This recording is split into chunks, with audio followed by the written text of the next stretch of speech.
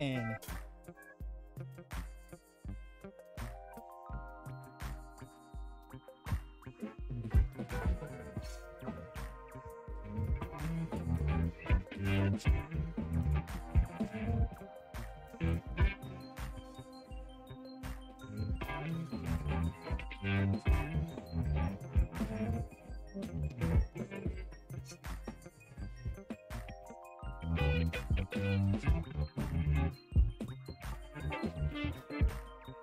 here we go. What is going on, y'all? Hope all is well. Every day is a good day when you wake up. You know what I'm saying? Welcome to the Recruiting Ain't Easy podcast. I am your host with the most, Louis Swartz. Can't put that there. Maybe I could put it here. Okay. All right. Almost didn't make it, y'all. Almost didn't make it, but we got some comments up in here. Those of you don't know who I am, I'm Louis Swartz, your host with the most here on the channel. Appreciate y'all tuning in. Without further ado, let's get started. We got a hello coming in from Judah. We got Amy Lake with the 11x MOS always available, or is it possible it won't be an option when I go to MEPS? Now, is it possible that it wouldn't be available? Absolutely. Is it likely that that is going to be the case? No, absolutely not. It is very rarely not available, okay? But you're going to be doing just fine if that's what you're looking for. This person also says, if you sign for a certain MOS at MEPS, can you change that a few days if you learn more and don't want the MOS? No. For the most part, a contract is a contract. Now, in my experience, I've only witnessed two people that were able to change. Well, actually personally witnessed one, heard about the second one. And the only reason why the first one got their MOS changed is because they were 17 years old as a minor, basically. Mom was totally against him joining and basically said to that particular recruiter that she would only support his decision as long as he goes into a combat support job, meaning not infantry. He ended up choosing infantry against his mother's wishes, and long story short, Mom made a big stink about it, and let's just say he's no longer infantry. So there's that. Now, as far as I was concerned with the regular Army, that was pretty much the same thing. Now, recently I found I don't know if he still is in the recruiting command for the regular Army, but there's a new Master Sergeant coming up on the on the YouTube platform, and he basically posted a video saying that it is a possibility, but it's up to your leadership. He's making it sound like it could happen. I don't really, I've never seen that happen, but you know, I mean, he works for USREC, so he would know more than me, but that's just my personal insight on that. But with that being said, welcome to the stream and thank you for your questions. We got Luis Rodriguez with the hashtag TEAM SWARTZ. Appreciate you. Hope you and your family are doing well. Dropping in to show support.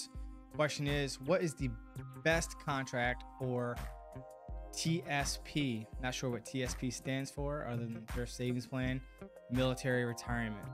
How would it work for a 3x5 or a 6x8 contract? What do you recommend for multiple questions in one post at work? Hopefully not one stupid question. So I only got the one question. Now, if I understand your question correctly, you're looking at the retirement options, right? In the thrift savings plan or the investment plans that we have. So when you join, unlike me, where I'm in the traditional retirement system, so I don't vest into a retirement until I hit 20 years. Whereas you and everybody else who's joining now are only allowed to do the blended retirement system. So like in the civilian sector, if you invest into a 401k, whether you do 5, 10, 20 years, you're investing into the stock market and you're going to get some sort of return on your investment of serving. Now, you still have to hit 20 years to retire and get retirement benefits. But if you participate in the thrift savings plan or the blended retirement system where you're investing into the stock market, the Army will match you up to 5%. Okay.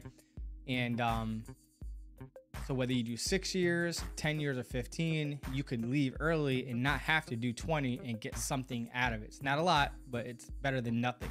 Because I heard recently that only 17% of the people who join the United States military make it to retirement, meaning that they serve 20 years or more. So the amount that you and consistently that you invest into yourself and with your savings plan or the blended retirement system, the more money you'll make, right? So for example, as an active duty soldier in AGR in the National Guard, when I retire after 20 years, I'm guaranteed 50% of my base pay at time of retirement. Whereas in the blended retirement, you're only guaranteed 40%. But if you invest 5%, the Army will match 5%, making it a total of 50%. And if you invest more than 5%, then you have the potential of making more in retirement compared to me with the set standard 50% rate. So hopefully that makes sense. And thank you for hopping on, and good luck in work. So we got Egyptian saying, yo, I go to MEPS tomorrow. Well, may the MEPS gods forever be in your favor. Hell yeah. LA Rams fan says, are you guys using calculators on the ASVAB? Absolutely not. I highly doubt that they'll ever approve it. I think that they should, but my opinion doesn't matter. PX Gunshy says no. Eric says, hashtag Team Swartz. What vaccines are mandatory because I'm not getting anyone? I think you mean you're not getting any of them, but so the COVID-19 vaccine is no longer a requirement to join. So you definitely do not have to get that. And as far as all the other vaccines, you're getting them. Or you don't join. Choice is yours. Unless you get an approved medical waiver or religious exemption. Other than that, be prepared to be a pincushion. Garlic says, hey, I did watch your MEPS waiver video. Need a little clarification on my waiver for me having keloid scars. Is already reviewed from Fort Knox and already got a doctor note stating there's nothing wrong. What should get approved? First of all, I don't even know what a keloid scar is. I can't use my phone because I'm using it to check for like super chats and stuff, among other things. Let me see if I can Google that real quick.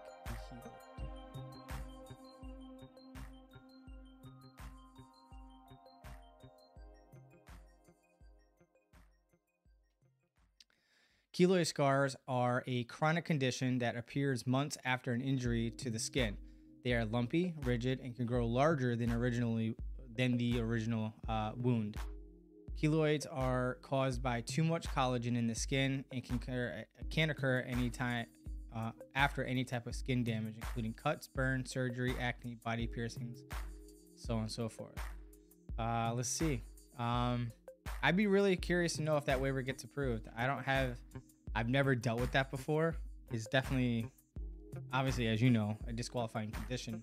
So unless that medical waiver is approved, you're not going to be in there like swimmer, unfortunately. But yeah, let me know if that gets approved because I've never run into that issue before. Eric, after basic and AIT, when can I be reunited with my family? So again, when you guys are asking your questions, let me know if you're going Guard, Reserve, or regular Army, which is full-time, because that will help me give a faster response so I can get to everybody in a timely manner. So with that being said, after AIT and the Guard or Reserve, you go home. If you're going active duty, once you get to your duty station, if not predetermined prior to, you're going to in process at your unit of assignment. They'll brief you on the leave policy, and they will grant you your leave request to take some time off and go back home to visit friends and family. That's pretty much how it works in a nutshell. So we got Chris Crutherd says, Alabama, hashtag Team Swartz. Question, do drill sergeants have any info on new arrivals for basic? Do they have any history on the recruits going to MEPS on Tuesday? So if I understand your question correctly, basically, does the drill sergeant know anything about you when you get there? Initially, no. But when you are going through your initial counseling with your drill sergeant. They will have all your information that they need that's pertinent in front of them. All right. But as far as like specific information, if you could be a little more specific to that question, but in general, they'll have all your basic information, like where you live and that type of stuff. All right. So they'll, like, for example, they knew I was from New York by the time they sat down with me for my initial counseling in the first 72 hours of basic. All right. PX Kunshai says, depends if you go active or guard, Eric. Yep. That's pretty much what I said. Freshman from Nevada here. I have my physical on the 28th. Any tips? Yes. Watch my video for my tips. Oop, wrong video. That's the waiver video. Hang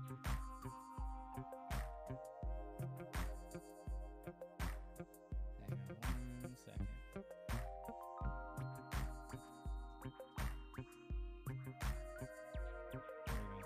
Now, during that MEPS video, just ignore the M-Road references because that's been since replaced with Genesis.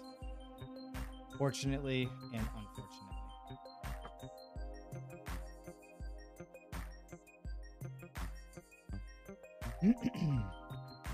All right. This person says, what do you recommend or plan on, I plan on graduating next year as a junior. I'm assuming it's college. Oh no, high school because you're 17 with parental consent. But my friends keep saying I should stay until my senior year. Yeah, so your friends are probably not aware of this. I'm gonna put this in the chat box, okay? Split training option video. Here we go. So it's called the split training option. So you're probably aware of it, but as a 17-year-old, as a high school junior and 17 years old with parental consent to complete the medical exam, and then you on your own accord can make your own decision whether or not you want to sign a contract. But if you do go guard or reserve, you can do what we call the split training option, meaning that you can sign your contract and your contract starts for the guard or reserve, and you will leave for basic training this summer with a mandatory return date to be back in time for your fall semester, and then finish out your senior year and then complete your phase 2 training, which is your MOS or military occupation specialty, aka your job skill training the following summer. And then from there, you report to your unit and you will continue drilling with them. And the whole time you'll be drilling in the recruit sustainment program 1 week in a month. So while your friends are partying or doing whatever it is that they're going to do between their junior or senior year, probably just, effing off, you're going to be doing some pretty cool, exciting things and going through an experience of your lifetime, and hopefully change yourself for the better and have some pretty interesting stories to share with your friends when you go back in the fall. But I recommend that you do that, because if I could have done that, if I knew that that was an option back in the day, I definitely would have done it in the junior year rather than waiting until my senior year to join. So I definitely recommend that you do that for sure. Finally made it to a live stream. Hell yeah. Thank you, Game Kelia. Appreciate you. Unlimited with the 100. Appreciate that. Eric says, what consists of $50,000 bonus, and does it mean it's based on a specific job? All right, so Eric, to get up to $50,000, you have to go regular Army full-time, and there's a whole host of things that are required. It's going to be job specific, how long your contract is, when you ship out, duty location, if there's any specialty schools like Airborne, Ranger, all that stuff that's attached to everything.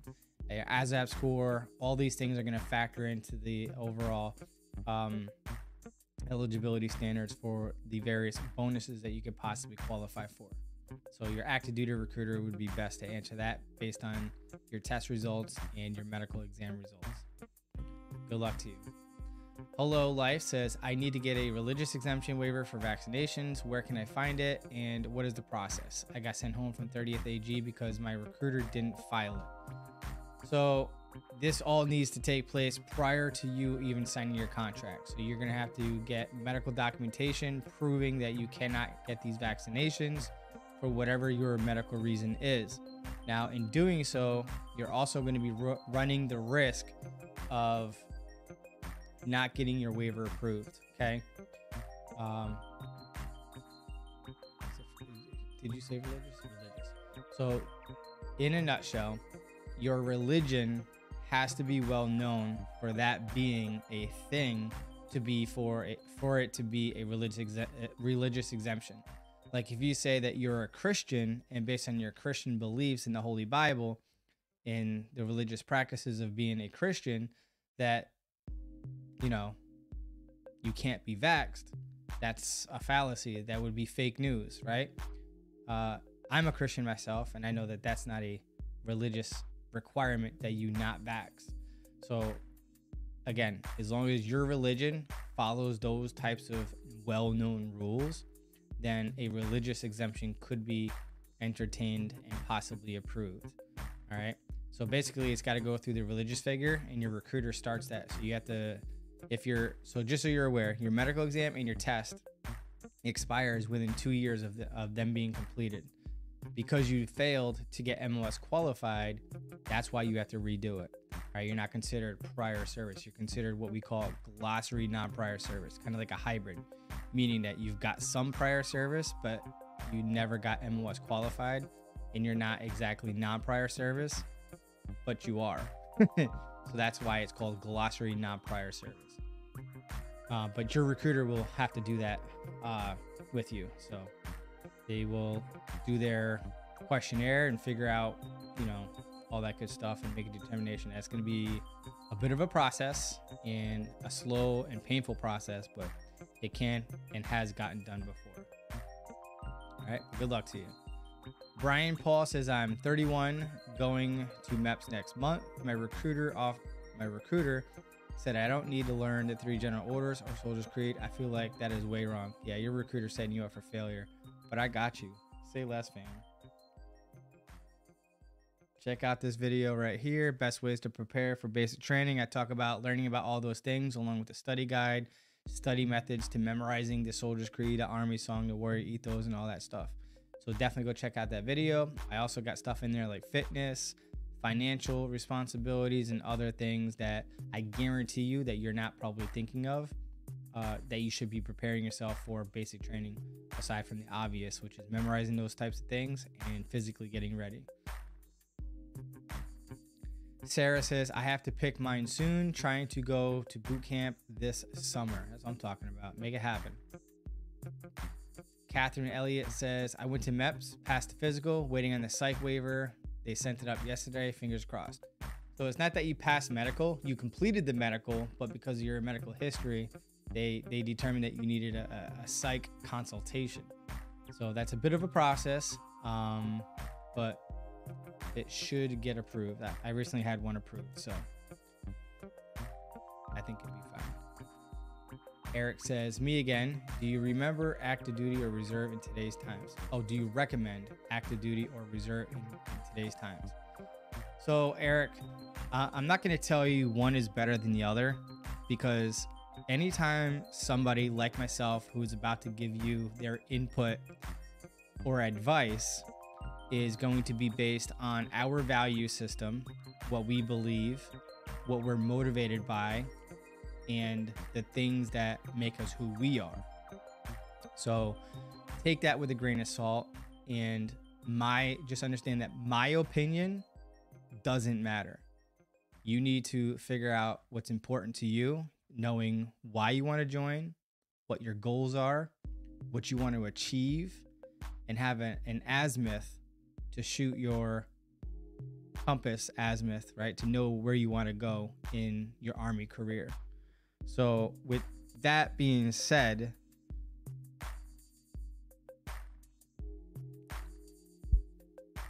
I always recommend that you start part-time. And some active duty folks don't like it when I say that, because for a lot of people, active duty or regular Army is probably a better option. And sometimes I think that Guard or Reserve is a better option because of having some conversations with that particular applicant. But not knowing you, the thing that I will try to impress upon you and anybody else who's looking to join is, and one thing that I want to bring up just so that you are aware and tracking, and this is why I bring it up. So, and there's nothing wrong with going full-time in the military, because I'm full-time and I love it. And with that being said, if you go regular Army or full-time in the military, which we refer to as active duty, if and when you get there and you finish all your training and you're at your unit of assignment, and then you have that aha moment and you feel like you have buyer's remorse or that you made a mistake, unlike a civilian position, there's no 2-week notice. You cannot quit. You have to legally honor your contract and complete your contract, whether you signed a 2-year contract or a 6-year contract. You finish that active duty full-time contract, and then you can A, leave the military or transfer from Guard or Reserve from there. So what I usually recommend for somebody who's not 1000% sure that this is something that's going to be something that they know for sure is going to be great for them, I always recommend going Guard or Reserve first. Get your feet wet, dip your toe in the pool, test out the temperature, see if you like it. And at the end of your training, and you get to your unit of assignment, give it 3 to 6 months, preferably 6 to 12 months to see if you like it. And if you still feel highly motivated to be full-time outside of whatever limited full-time opportunities that are within the Guard or Reserve, and you really feel compelled to go regular Army, full-time Army, then at that time, look at getting a conditional release. And once approved, if and when approved, then you can go regular Army. And this is where some USAREC or regular Army recruiters get upset with me when I say that, because they're like, oh, well, that's if it gets approved. All right, so this is what I have to say about that comment. If you go regular Army active duty, there is no 2-week option. And there's no, I made a mistake, can I transfer to the Guard or Reserve and finish out my time there? That is a hard pass. Do not pass go. Do not collect $200. But although you go Guard or Reserve, which is part-time, if you decide that you want to go full-time, it is a possibility, a strong possibility. That's why we call it a conditional release. It's a DD form, Department of Defense form 368. It's the conditional release form. I have a whole video on it. Hang on. Guard to active duty. And this is like if you're going from one reserve or National Guard to another branch or whatever. Same process. But with that being said, you can always upgrade from part-time to full-time, but you cannot downgrade from full-time to part-time. And in this situation, I'm talking about regular Army full-time, not AGR or any other limited full-time opportunities. Those you can quit relatively anytime. So I did a video, active duty versus Guard and Reserve. Check that video out. I'll give you a little bit more insights on the two. But at least if you go Guard or Reserve first and you don't like it, you only have to deal with the military lifestyle 1 weekend a month and 2 weeks out of the year. And you can literally live your life as you see fit, as long as you follow the drill schedule and you do your Army thing. No harm, no foul. But again, when you're full-time regular Army, you cannot quit. It doesn't work like that. And that could mess with you mentally, which could in turn eventually mess with you physically. And it could possibly suck for you if you find yourself in that situation. I get DMs, direct messages on Instagram on a regular basis. So I'm not saying that to scare you. Again, both are great opportunities for the right reasons, for the right people. Why it's very, very important to do your research and make a well-informed decision, which is why I created this channel. Another good video, which will help you throughout your decision-making process, is don't join the U.S. Army until you watch this video first. I would definitely go watch that video. That will help you throughout your decision-making process. Appreciate you tuning in. Good question.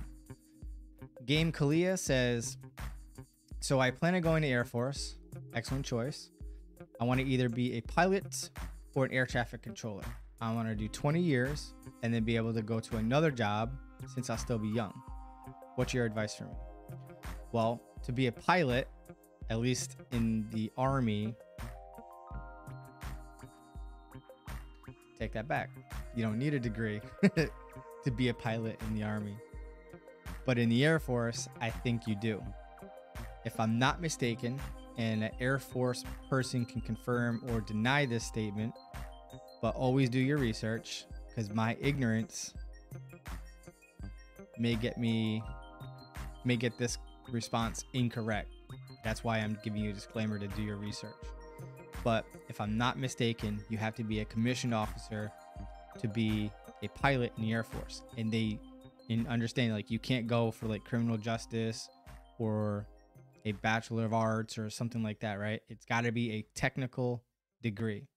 If you don't have a technical degree or an aeronautical degree, you will not be considered for OCS, Officer Candidate School Program, to become a commissioned officer in the Air Force. You have to have a technical degree. All right. Just one of those things. So what I would recommend is you get your foot in the door of I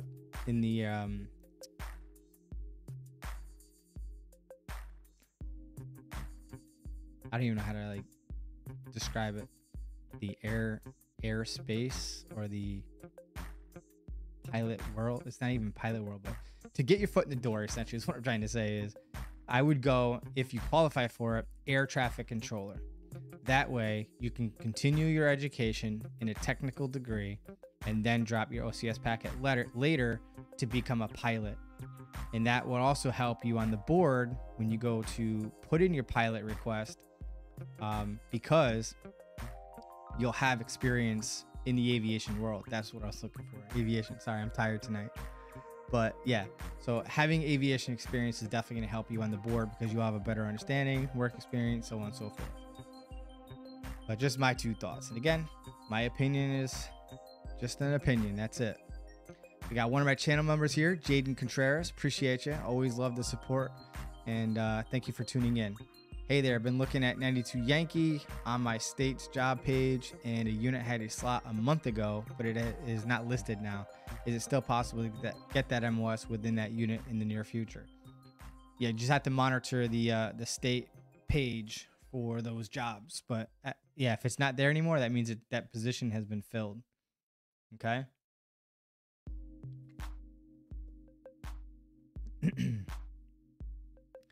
Ari says, can you be a reservist while in college? Yes, you can. I just saw the next comment. Can't wait to get to that. And I also have something for him too.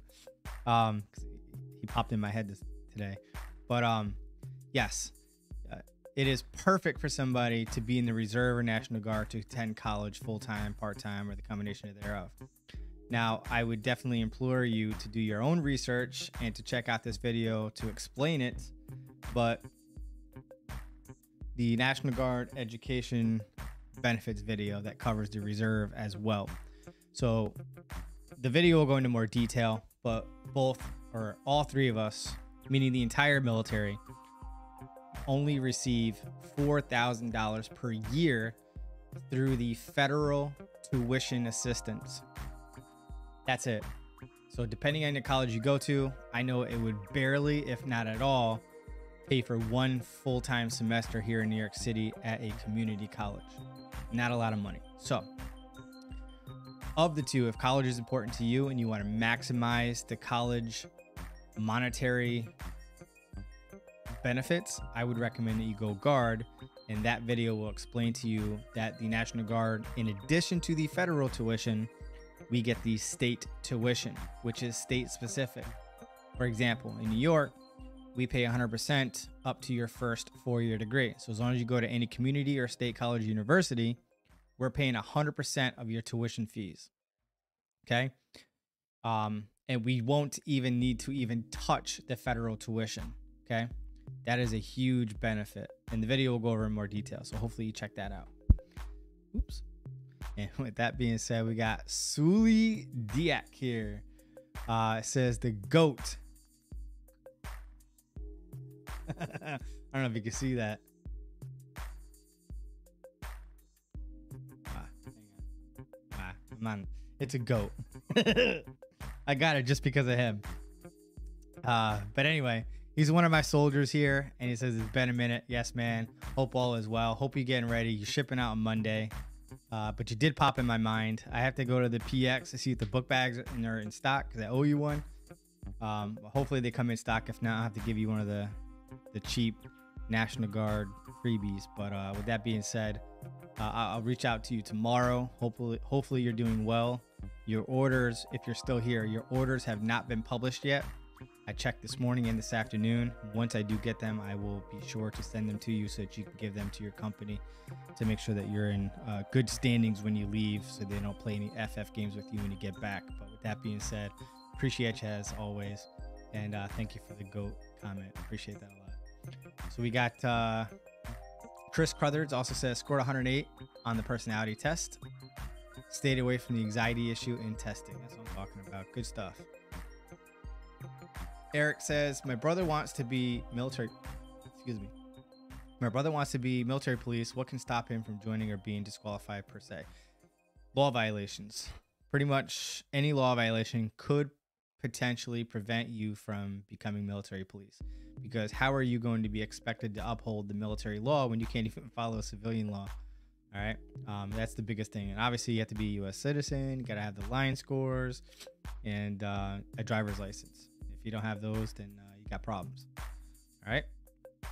So with that being said, this person says, if I were in a hospital for behavioral health reasons in 5th grade and now in the 10th grade, would that disqualify me from joining? Yes, but a waiver could definitely get approved for you following these tips here. Okay, I recently got one approved. Again, his was, I don't know what grade it started, but he was yeah, I don't remember what grade it was, but yeah, follow those tips and you'll be golden. Braden Newton says, what's the best job to fly a lot active duty? You know what, let me go back real quick. I'm gonna revisit this. I'm gonna give some insight on this a little bit more that I did not address specifically in the video, because I'm not sure why you went through behavioral health. Like, was it due to ADD, ADHD, or anxiety or whatever?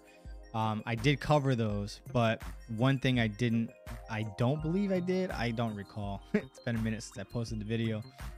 But with that being said, you're gonna want to get a copy of your IEP/504 plan, a letter from the dean's office to make sure that you didn't have any disciplinary issues, and get 3 character references, one from a high school teacher, a coach if you played sports, or like some sort of extracurricular activity that you participated in, hopefully.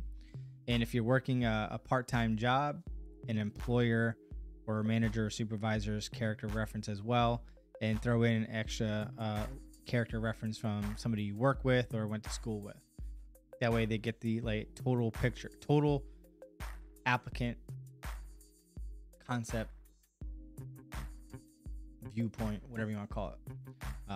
Like in the Army, we call it the total soldier concept, but the total applicant concept from like a teacher's perspective, supervisor perspective, extracurricular activity perspective, and someone that you work with. Give you like a general overall picture of who you are and all that stuff. And then obviously you're going to want to get an updated behavioral health evaluation from a psychologist, and that could be an hour to 3 hours long. And basically we're just looking for an all clear letter from them that whatever, and the video will explain the rest. But yeah, so I don't really think I added that in the video, but if I didn't, now you know. And good luck to you. All right, so we got Braden Newton that says, what's the best job to fly a lot? Active duty Army. Anything that deals with aviation. And if you qualify to be a pilot, then you'll fly all the time. All right, so we got Eric. Yeah, I want a regular Army. Sorry for that. No worries, man. But I see it now, and I address both of those. So good stuff. Garlic says, keloid. I will get back to you Friday when I find out.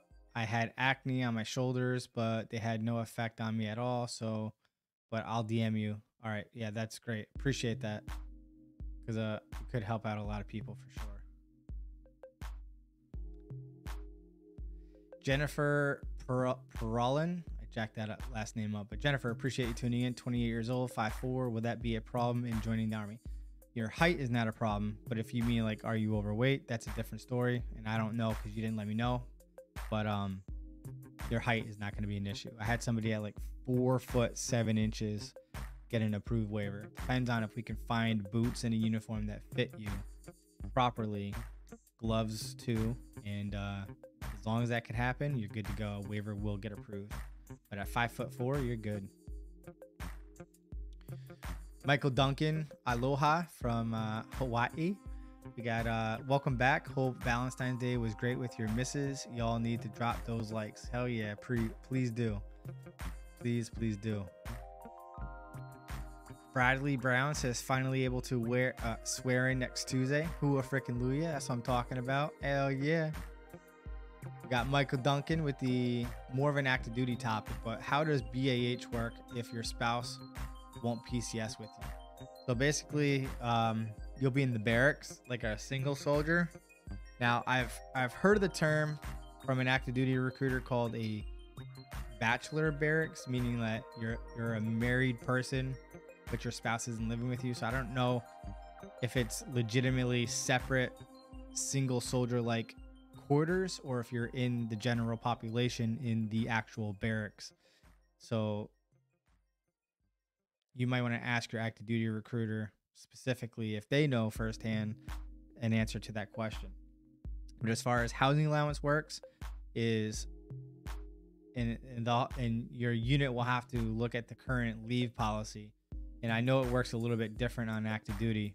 I've heard it go both ways, but you're going to get the housing rate for either your duty station where you're stationed or where your spouse lives.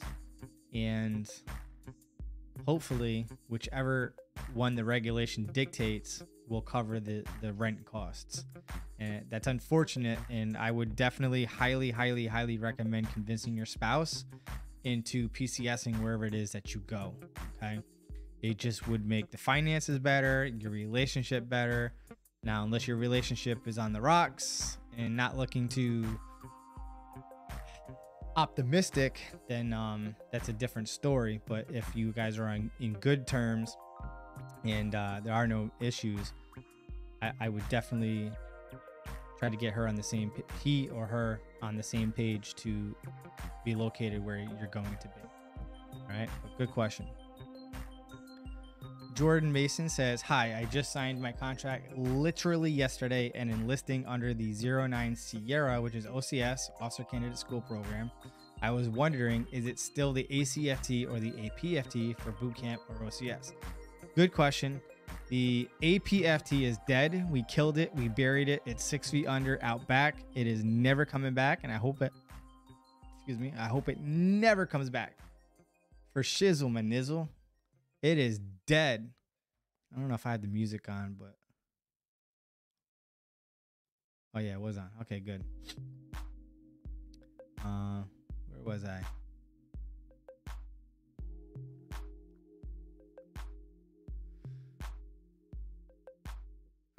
Oh yeah, it's the ACFT, the Army Combat Fitness Test. Michael Duncan, question. What is Operation Spartan Shield all about? I have been seeing a lot of National Guard units shipping out for it on the news, YouTube. That is a really good question. I have not heard of that specific name. Not sure. If I had to guess, it's probably the Border Patrol mission. It's the only thing I could think of. Increasing the patrols at the borders.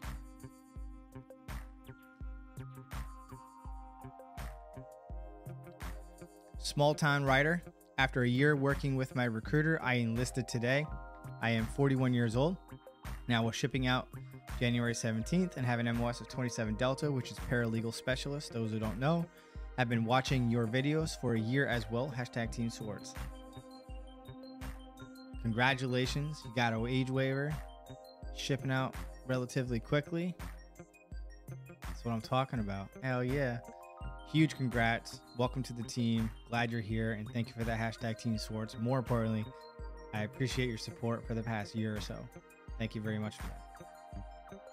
Ari says, I plan on joining the Marines as an officer after college, but I want to join the Army Reserve or Army National Guard in college. Can you join the reserve at 17? Yes, you can. So you need the parental consent as a 17-year-old so that you will be authorized to or be allowed to do the medical exam. The parental consent is not for you to sign the contract. It's just because you're underage, you have to go through a medical exam. And that's what the parental consent is for. That's one. Plus, you got to be a high school junior. And I'm always going to recommend to maximize the college benefits for you to go National Guard versus Reserve. And this video will explain everything to you. So if you're still here, definitely go check it out. It's in the chat box. And all the videos that I post in the chat box are all going to be conveniently located for you in the description area. Okay, if not, you can always direct message me on Instagram at Team Swartz, and I got you. All right, Jeremy Nguyen says, is it more straightforward to switch from Reserve to National Guard or vice versa if you want to reclass MOS?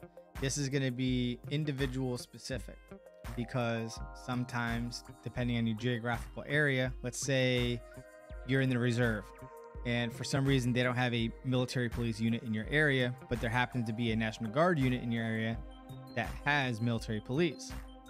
Then it would make sense for you to, if approved, switch from Reserve to Guard, and vice versa if the roles were reversed.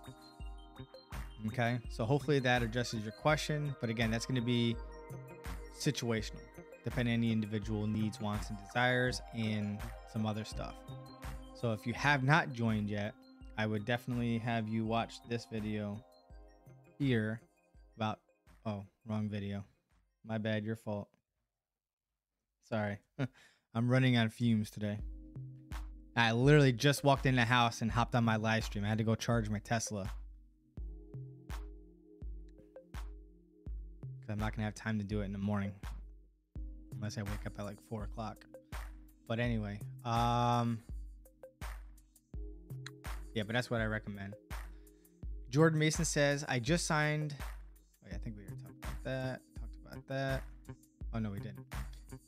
Michael Duncan says also, is the process the same to transfer from state to a territory, i.e. California to Guam in the National Guard? Yes, it would be the same process because whether you're in the state or a U.S. territory, it's all part of the 54.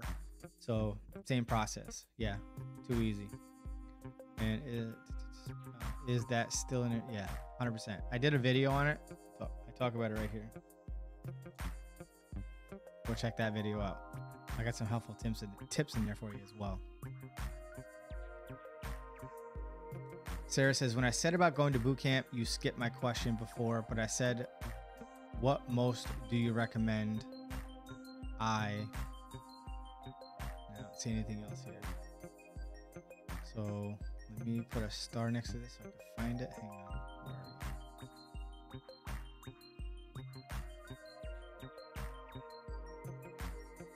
So Sarah, I did address one of your questions earlier because I said your name. That's how I remember. But I'm going to scroll up to the last comment that you posted here. Maybe you just weren't paying attention possibly, or maybe I legitimately skipped you.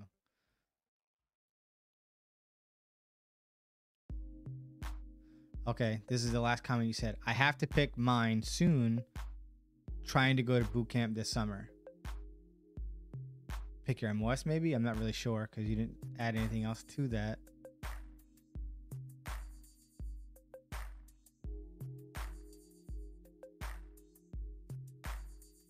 I went all the way back to the beginning when I first started streaming. So that's the only comment I see of yours here in my stream, in my queue of questions in the chat box.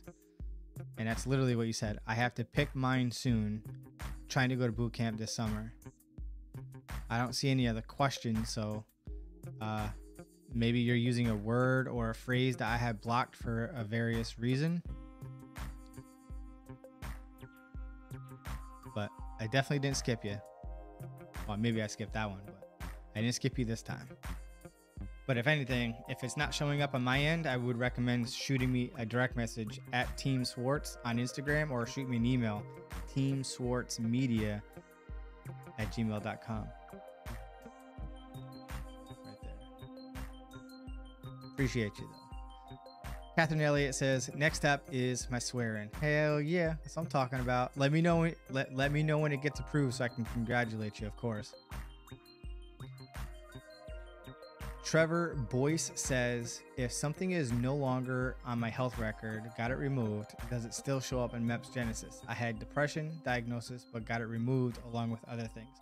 I would imagine that if it was removed, like electronically through your doctor, then it probably won't be on your record anymore. That's one way of erasing your history, I guess.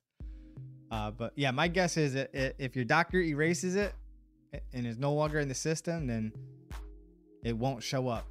It's not like a criminal record where it's permanently there. So if it's removed, I'm like 99% sure that it won't show up within your record.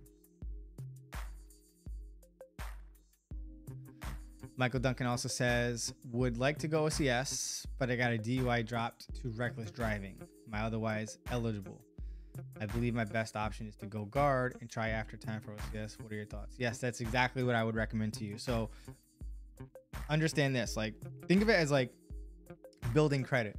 In the beginning, you don't have good credit, not because you have, well, in your case, it's bad history, but you don't have bad history financially. So, but because it's new, fresh, and there's no history, you have a bad credit score. So over time, leveraging a credit card or a loan and making on-time payments, being in good standing, and being a responsible individual, you build your credit up and then you'll get a higher rate. So think of it that way when joining. So right now you have a DUI, a blemish in your past. As a new person coming in, we're not going to trust you or give you the benefit of the doubt. But if you come in, do 2 or 3 years or more, invest in being the best version of yourself, and over time collecting those annual evaluations that depict and show and express that you are a stellar, stand-up, phenomenal soldier. They have leadership that they can call back on, who they will trust and not lie about your character, your work ethic, how you are, and all that good stuff. And you've built up credit, so to speak, of good standing and being a good soldier, that now they could overlook and entertain a waiver to eventually have you go OCS. All right. But yeah, you could look at it as an investment in your future for sure. Hopefully the analogy made sense. Braden Clark says, was diagnosed in 2021 with anxiety and was given medication. I stopped medication October of 2022. As therapy concluded, I'm working on getting all clear letter and character statement letters. All right, good stuff. Do I need to have a statement letters notarized? No, they do not need to be notarized, but they do. Well, the character references, they don't need to be handwritten. Yours does need to be handwritten. The others do not have to be handwritten. But yeah, it does not need to be notarized.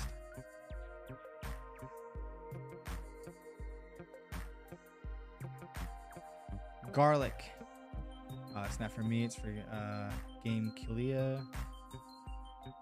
All right, so this person says, I want to go Air Force to be a fighter pilot. You need a bachelor's degree with a 2.5 GPA in any field, but it takes years to train, so you're looking at minimum 30 years old until you get out. Oh, for the Army, I know it's a 10-year commitment, 10-year contract. Now, as far as any degree, yeah, you could have any degree and apply for OCS, but Air Force recruiters that I've always dealt with, I've always said it's got to be a technical degree, because if you don't, and you're competing against everybody else. And if you don't notice, like all of the ads for the Air Force and the Navy is all about technology, right? So if you don't have a technical degree, if you're going up against somebody else who has a technical degree, they're going to choose the person with a technical degree over your bachelor's of arts or liberal arts or anything else that's not technical related or technology related. And yeah, so I had a neighbor who was an Air Force recruiter. He did however many years active duty as a recruiter for the Air Force, and he also did some years as a reservist, and I still talk to him today. He's a junior ROTC Air Force instructor out in New York City. in Staten Island. But yeah. Alex Morgenstern. Yes, you can go from reserve to guard. Whether or not they approve it is a different story, but yes, you could transfer to any branch of service as long as it's going reserve to reserve, or guard to reserve, or guard to reserve, or reserve guard to active duty, but not from active duty to guard or reserve. Hopefully you stayed with me on that one. Catherine Elliott says, I would have gone to MEPS 3 times before the completion of this process. It's completely worth it. I am so ready. Hell yeah, that's what I'm talking about. Love the motivation. Michael Duncan says, tuning in from Volcano, Big Island, Hawaii. Hashtag Team Swortz. That's what I'm talking about. It's on my bucket list to head out to, it's on my bucket list to go to Hawaii. It would be very nice. One of these days. One of these days. Braden Clark, Aviation World. Yeah, that's what I was looking for. I was having a bald moment, equivalent to a blonde moment. So we got 716 Collectible says, 32 years old, going through the process of joining active duty, going 31 Bravo, airborne. It's never too late. That's what I'm talking about. Excellent choice. And good luck to you. Amy Lake says, at MEPS, are you pressured to decide on an MOS right then and thereafter the ASVAB? Can you say you want to wait and consider which MOS you want of those that you suggest? Also, is 11X ever not needed? No, yeah. 11X is pretty much always going to be available, and 11X is for active duty. So I know you're going active duty because you're using 11X and not 11 Bravo or Charlie. So those of you that don't know, when you go infantry in active duty, you don't know if you're going to be a Bravo or a Charlie until about halfway through your training, and then I'll let you know. But if you're going guard, you enlist or contract straight into a Bravo or a Charlie position. But with that being said, what do I recommend? So when you're going active duty, sometimes active duty recruiters will have the ability to lock you in for an MOS of choice. And then it's called like a temporary reservation. And it's up to the GC, the guidance counselor at MEPS, to lock you in for that training seat when you get to MEPS. But with that being said, right? Yes, you will be offered a handful of positions. You may or may not be interested in them, but it's based on the needs of the Army. And that's how it's always been. So my recommendation to you is, when you're going reserve or guard, to me, in my honest opinion, the MOS really doesn't matter, because it's literally just 2 days a month, 2 weeks out of the summer.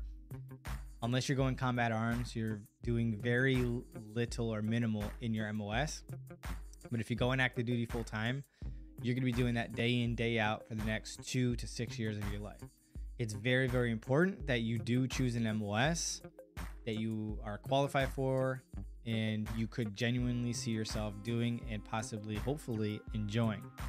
There's nothing worse than going active duty to get yourself in a job just because a recruiter told you to do it, or you were pressured into it. Like, let's say it's food specialist or culinary specialist or cook, basically. And let's say you despise and hate cooking. Like, you don't even cook for yourself. Then don't join the regular Army full-time to be a cook, because you will hate your life. All right. So my suggestion is, if you don't like the job, like, be as flexible as you possibly can, which is why I did this video here. But oops, I jacked it up. My bad, your fault. All right, so check that video out. That should help you in your decision-making process when it comes to jobs and understand how it works generally. But definitely check that out. But yeah, definitely choose a job that you feel like you're definitely going to enjoy, for sure. Jiwaluker Sar, something like that. I am prior service 68 Whiskey combat medic that got picked up for warrant officer flight training. I get to go back to basic training and wanted to see if anything has changed from 2014 to basic training. Pretty much nothing's different at this point.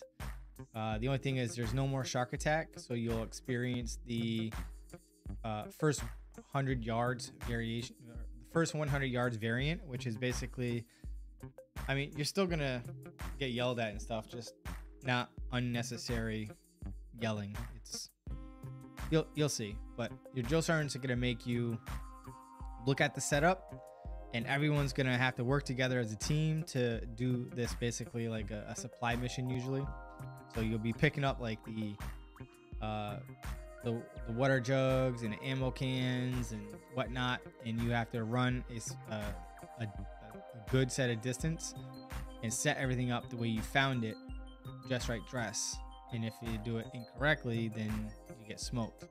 And then you do 3 out of the 6 Army Combat Fitness test under the normal first 100 yards at the home of the infantry at Fort Mordew. You do 3 out of the 6 Army Combat Fitness test events, and the platoon that has the highest number doesn't get additional physical training. But if you don't or are not the number 1 platoon, then you do more PT or physical training or corrective training, I guess. So if you're not on top, you'll be on bottom, if you know what I'm saying. So, all right, so we got Steven Crosby here. It says hashtag Team Swartz, coming in from Alaska. Hell yeah. One of these days I got to get up there. I want to take my mom to Alaska to show her the Northern Lights. What's the best time frame? Because I know it's not annual, or it's not year round. There's like probably a season where the Northern Lights are visible. What is that? Like, from what month to what month would you recommend someone to go there to witness the Northern Lights? All right. Stephen Crosby says also coming in. Oh yeah, we already talked about that. Meeting from the recruiter for Air Guard on Friday. Been working on this over a year, and your videos have been a great help. That's what I'm talking about. Good luck to you. Sounds like you might need a waiver if you've been working on this for a year. But either way, excellent choice, and I hope that the process works out for you in your favor. All right, we got Braden Clark also says, I am looking for 46 Alpha Public Affairs Officer. Can you go directly as a functional area, or should I assume all I'll have to go or signal and civil affairs before as a reservist? When you, not sure what you mean by like functional area or whatever. The last person I put in for 46 Alpha, he's in a public affairs unit, and he travels the country, the state, collecting photos and videos, and conducting interviews and stuff like that. So not sure what you mean by functional area or signal and civil affairs before that. Every unit's different, I guess, but I mean, that's my experience here. It's a very small detachment, but he loves it. And you're going to love that MOS, especially if you're into like content creation, photography, videography, and stuff like that. 100%. Okay, Jerem Rabadani says, will it be too difficult if I join the Army with no fluent English? I need your opinion, please. All right, so I did a video on this, but basically what I'm going to recommend to you, aside from doing the absolute best you can on the ASVAB test, but if you don't, so if you fail the ASVAB, but you meet the criteria as described in this video, so the Flurry program, or the Foreign Language Recruiting Initiative, if you fail the test but score 21 and above, and some other unique details that are in the video, if you meet that criteria and you score what we're looking for on the English Comprehension Language Test, I think it's between a 34 to 74. So as long as you score between that, like you're not too good, not too bad, so we're in the middle, then we'll send you to ESL, English Language School, basically in Texas, to improve your English and then hopefully pass the ASVAB and meet the normal standards. But with that being said, if you pass the ASVAB and you just want to know in general that you're not fluent in English, I have a soldier right now that is in Fort Moore, and he's improved a lot just in the time that he was there for OSUT for 22 weeks. Before he left, I probably understood like maybe 40% of what this guy was saying, and he made it. All right. But what you need to do is force yourself to get outside of your comfort zone. So the first few things are simple. For about an hour a day, 15 minutes a day for each one of these activities, is you're going to take a book, You're going to read it out loud in English, obviously. Out loud. Doesn't matter what it is. Just get practicing saying it out loud so that you can get the muscle memory with the lips and the tongue and saying things the way it's properly supposed to be said. And enunciate everything so that you could get used to and accustomed to speaking in English. All right. And I want you to read for 15 minutes a day at a comfortable, leisurely pace with the intent to understand what it is that you're reading. And every time you run into a word that you don't know, you're going to look it up in a dictionary. Right? So you do that for 15 minutes. And then you're going to watch a show or a movie with English subtitles, and the movie has to be in English. All right? That way you can get accustomed to hearing English and reading it at the same time. I suggest that you download, it's free, I believe, Duolingo, and for 10 minutes a day, will teach you basic conversational skills. Collectively, all these things will help you. Also, for another 15 minutes out of the day, so for like an hour to an hour 15 minutes in total, and it doesn't have to be all at once, it can be spread out throughout the day, but for 15 minutes a day, talk to someone who only speaks English, and you have no other choice but to speak English, preferably with someone who will, not judge you and try to teach you certain things. Okay. But that's what I would recommend to you, and consistently doing this every day, you're going to improve upon your English. All right. That's what I recommend. DJ Clacky is going to I am going to MEPS in the morning for guard. Any advice? Yes. Watch this video right here. Just ignore the M-Road references. But that's what I brief every one of my applicants going to MEPS. Right there.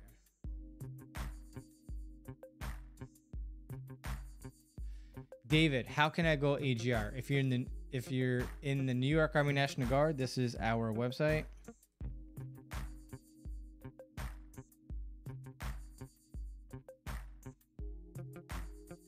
All right, I'll just show you my video. Full-time National Guard Reserve. So in the description area of that video is the link where the New York posts their National Guard jobs. It's on the New York Department of Military Naval Affairs website. Now, if you're going reserve, you got to go through, I think the link has something to do with HRC, Human Resources Command, or whatever it's called. But yeah, you go through that. But that video will explain it to you a little bit. But if you're in the Guard, it's going to be state specific to how they post their job listings. For New York, that's how we do it.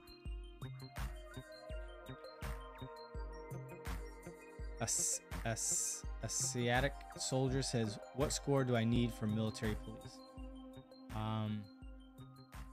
Stuff like this, you could literally Google.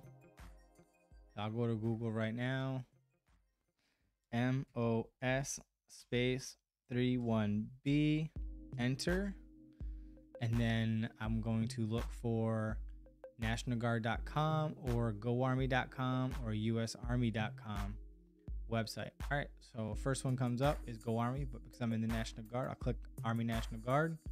I'm gonna scroll down a little bit, and it says here that your ST line score, or your skilled technical line score, needs to be a 91 or better.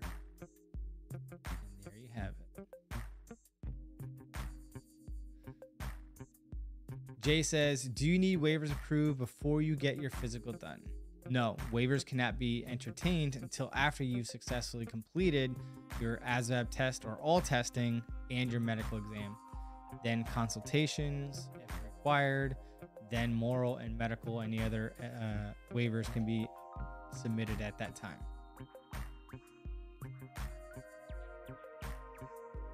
$716, right on the money.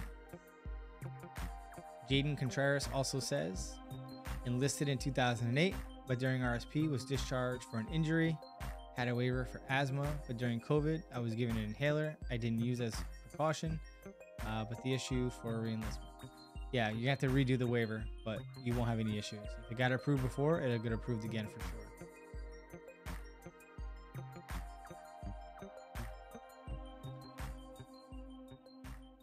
You're very welcome, Asiatic soldier. You're very welcome. Ditch says, hey, I want to be recruited, but I'm waiting for my name change to be finalized in courts. About 2 months. Can I join before the name change and ask my recruiter to put my new name, or can't they? So I would say, depending on your medical history and whatnot, I would say start the process now, because it could take a couple of months or longer to get in if you got any type of issues. But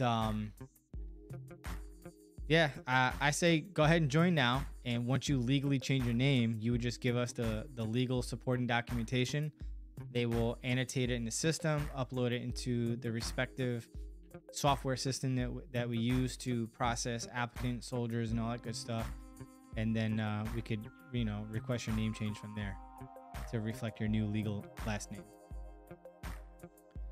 Now, if it were me, that's speaking as a recruiter. But if it was me personally, I would just wait until my name changed, because it could cause not necessarily pay issues, but it could cause issues if you do a legal name change, like back to back from like joining to legally changing it and then trying to change it from there, if that makes sense. So if it were me, and it's only going to take another month or two, I would just wait it out. I wouldn't even start the process. Like, I would talk to the recruiter, but I wouldn't give them my paperwork to build me into the system under the old name if I know that I'm changing my name, if that makes sense.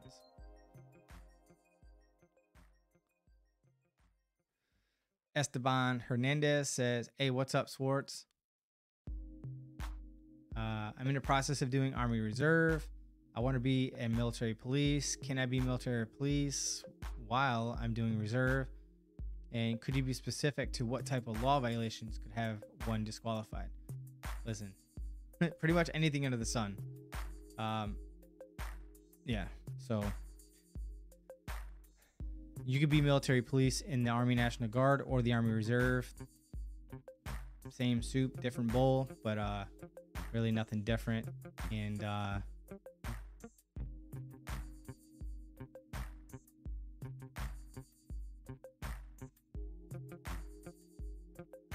again, when it comes to law violations, pretty much almost everything is going to disqualify you.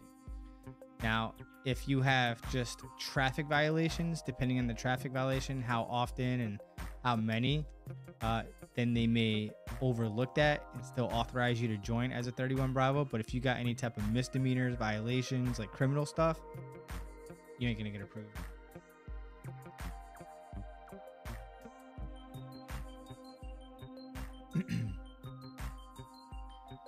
Eric says, I want to be full-time, regular Army.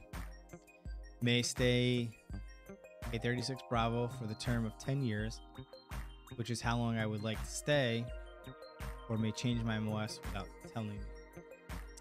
Now, sometimes by the convenience of the Army, there may be a reason to force you to reclass. For example, I originally joined as a 71 Lima. In modern times, it's 42 Alpha Human Resources in a field artillery company. The unit disbanded, meaning like it no longer exists. So essentially I had an open contract. And at the time, in the same location, even though the field artillery companies disbanded, we brought in an engineer company and a military police company. So I had a choice. Military police or engineers. Knowing that I'm red green colorblind and having to have normal color vision, I didn't know that then. I know that now, but I chose engineers because that's where I thought my friends were going, and I wasn't really talking to my friends. And at the time, I was on the Homeland Security mission here in New York City, so I wasn't around my friends in upstate New York where I grew up in my unit to know that they were all going military police. But yeah, so I had an open contract and I chose what was best for me at that time. I ended up reclassing as a crane operator in an engineer company. A lot of fun. But shortly after that, I went recruiting. But yes, it is possible by the needs of the Army to reclass you, for sure. Michael Duncan says, any marriage advice for soldiers? Could you be could you feel could you be like more specific, like if there's issues, or like, and obviously there's a bigger difference between full-time and part-time. So if you could let me know that, that'd be great.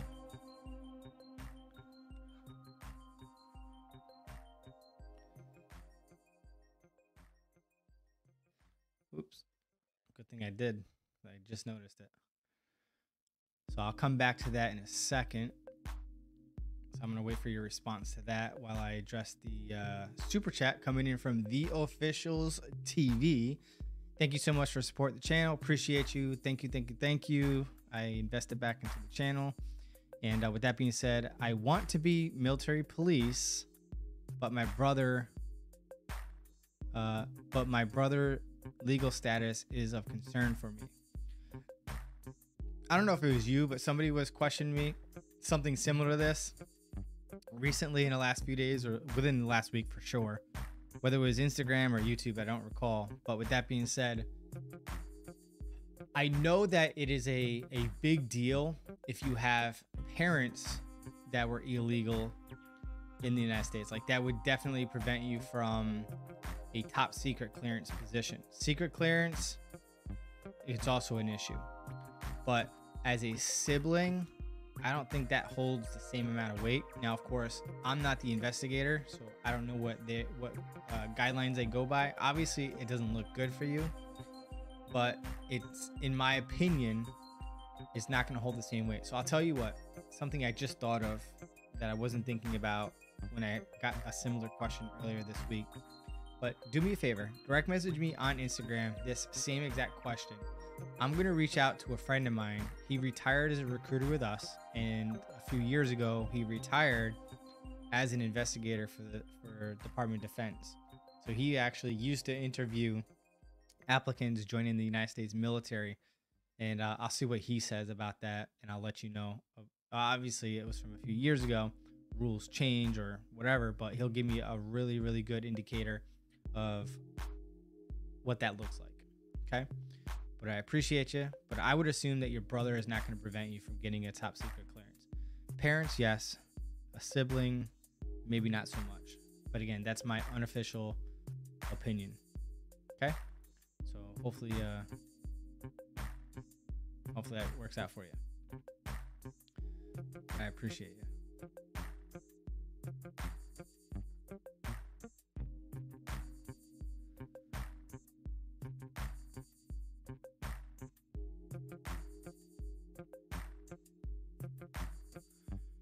So you didn't respond back to this, so let's see if I have some 2 cents to add to this.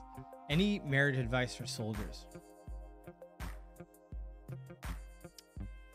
As the service member, I would say that you are obviously in a legally binding matrimonial agreement with somebody, so don't find a new boo, okay? It's not worth it. You will get in trouble. The military can and will punish you for adultery, so don't do it. And as far as the spouse is concerned, understand that yes, the military cares to an extent about family, or at least enough to check the box, but at the end of the day, soldiers need to be soldiers, or service members need to be service members, and we got to get a job done.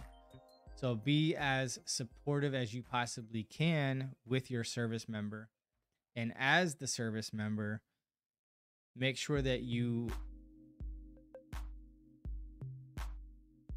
ensure that you have a good quality of life at home. So like, when you're at home, be at home. When you're at work, be at work. I think that the biggest thing that people struggle with, and this is just in general in all relationships, is communication. Communicate consistently, and hopefully the spouse learns and understands that the Army comes first, and the Army is always changing things on the dime. Like, we could be saying, all right, we're going to release you at 1700, which is 5 p.m., but you end up staying until 1900, or whatever the case may be. And if you're going active duty, you could be out in the field for a couple weeks. So just again, communication, understanding, and seeking to understand before reacting, and again, asking questions to understand before, instead of communicating with the intent to respond, if that makes sense. But yeah, communication's key, and obviously being faithful and all that stuff is important too.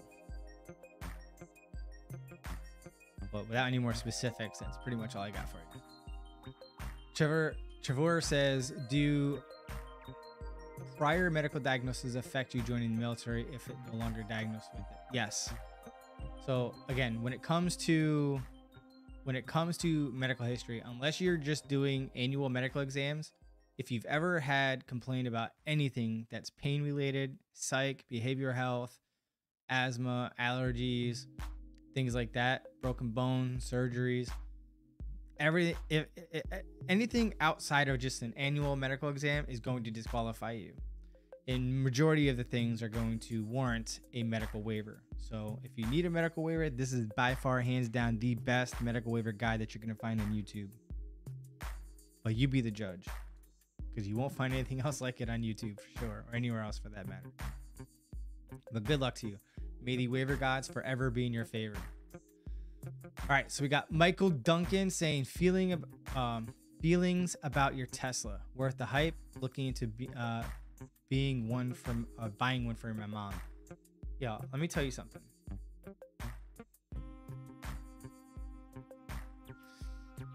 I absolutely love my Tesla. Now, if you own a house and you have about $800 to $1,000 to purchase and professionally through an electrician install a level 2 charger, then that would be the optimum way of owning a Tesla, because it would only cost you about $50 a month, give or take, to charge your vehicle at home, versus using a supercharger like I have to, because I rent an apartment and I don't have the ability or the means to install a level 2 charger, because obviously I don't own the house, so I can't do that. There's no driveway here, so I have to supercharge every time. So previously I was driving a Audi S5, so I was paying about $55 to $60 to fill up twice a week. Now I'm only paying about $20 to $30 to supercharge it. So I'm saving money there, and man, I absolutely love the car, and I couldn't be happier. Now, it's an inconvenience here in New York City to have to wait sometimes anywhere from 15 to 45 minutes just to charge your car for another 30 to 55 minutes. But absolutely love the car. Lots of fun. Smooth as butter. Fast as hail. I just love it. Absolutely love it. I'm going to start vlogging, and you'll probably see it in the vlogs in the near future. Absolutely love it. Let's see. Your mom will love it too. Michael also says, if y'all are having issues with comments posting, most of the time YouTube has trouble submitting them. Thanks for the assist on that. Justin Gable says, 19 Delta Cav Scout is dangerous, or can I rely on training given to me to make it back in one piece? It doesn't matter what MOS you're in, right? You got to understand, we are soldiers first, and then whatever our job is. And obviously, if you go 19 Delta or 11 Bravo or 31 Bravo or any other combat related job, obviously it's going to increase the risk factor to, you know, not so good things happening to you. But I can assure you that the Army is going to give you your best training to facilitate you coming home in one piece. All right. In my opinion, you have a greater chance of getting injured than you do of dying. But you be the judge. You do your research and do your homework. Like here in New York, just several miles of a highway, right, has more deaths in 1 year than the entire military for the duration of Afghan in the Iraq War. But do your homework, do your research. You will soon realize that the likelihood of you dying in combat is very minimal or very low. Now, I'm not saying that those statistics are good. It's as good as it could possibly be, one is too many. But with that being said, more people die in car accidents compared to this profession. Now, when I get comments like these, like, I understand where they're coming from, but it's like when someone says, I want to be a police officer, but I don't want to be stabbed, beat up, or shot for the next 20 years of my life. You have to understand that there are risks inherent in this job, and you have to assume those risks. Now, obviously, nobody plans on getting injured or killed or whatever. It happens. Let's just hope that our training, the unit we're with, the situations that we're in, everyone comes home happy and healthy. But I can assure you that the Army is going to give you the best training possible, for sure. Okay? So just make sure that you do your part to soak up all the training and practice. Own your skills, okay? And then when you eventually become the leader, you teach, and teach until it becomes second nature. But you do a lot of that training, trust me. Cypher Demon says, I'm waiting for Fort Hamilton MEPS to approve me to go for my physical, trying to go Army. Oh, don't get me started with MEPS. One thing I'm looking forward to when I retire is I am literally going to designate, as long as I don't get a job working for like National Guard Bureau, I'm planning on doing a whole full hour just roasting MEPS. I can't say that MEPS specifically, but MEPS in general. Not all departments, and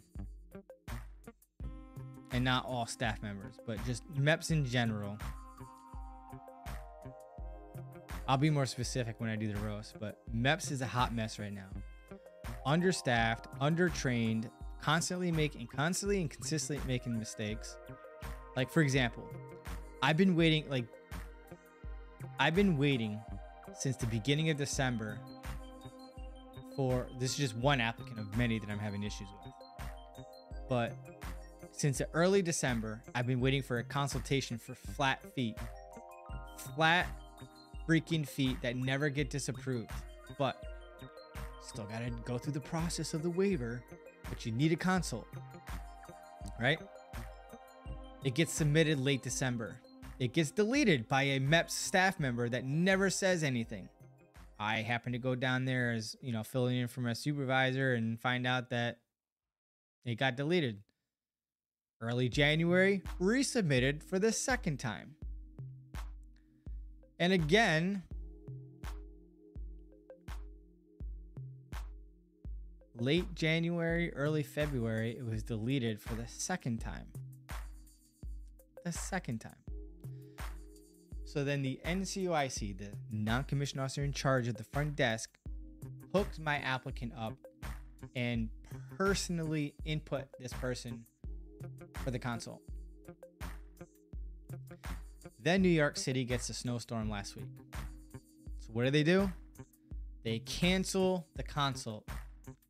So the applicant, being proactive, seeing how they reached out to them to let them know about the appointment, reschedules it to the very next day, which is perfect. A different location, a little more inconvenient because it's a little bit further out for me, but at least it was the next day. Get this. MEPS is like, nah, fam, the applicants can't change the appointment. So I guess what? We're going to reschedule it to the end of February, which is more like about 2 weeks later. Make that make sense, please. This is why I want to do a roast so bad. Like, it's stupid decisions like this. Like, the applicant already rescheduled it for the next day with the same authorized company, with the same authorized doctor or network or whatever for the next day. But MEPS says, no, don't do that because the applicant can't do that. We want to schedule it. So when's the next available date for the same location? Oh, the 27th? Cool, we'll take that appointment. How does that make sense?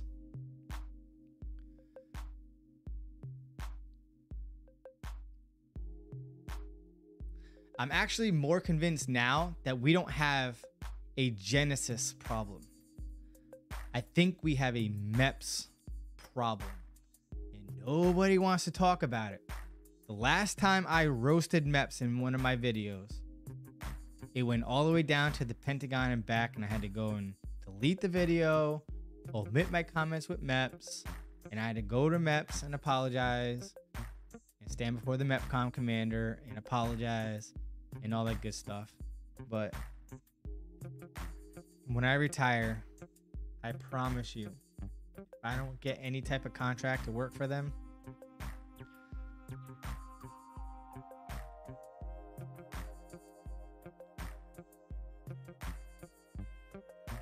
I'm probably gonna have PTSD dealing with MEPS. Let's just put it that way. No cap. But good luck on your MEPS. Trevor Boyce says, sent the same thing twice. LOL, my bad. Question, doing airborne school mean I have to go to airborne unit or... Yeah, usually it's just a school, but it could possibly lead you to the airborne regiment, but it usually is just the training.